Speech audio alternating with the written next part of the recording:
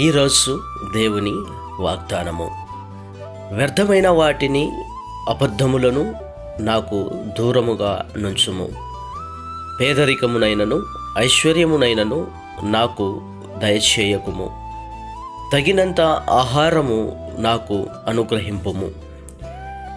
సామెతల గ్రంథము 30వ అధ్యాయము 8వ వచనము. ఈ వాగ్దానము మనము శ్రద్ధగా గమనించినట్లయితే, ఆహారము నిమిత్తము, ఐశ్వర్యము నిమిత్తము మనము వ్యర్థమైనటువంటి వాటిని అనుసరిస్తూ ఉన్నాం. ఐశ్వర్యము నిమిత్తము అబద్ధములను ఆడుచున్నటువంటి వారు అనేక మందిని మనం చూస్తూ ఉంటున్నాం.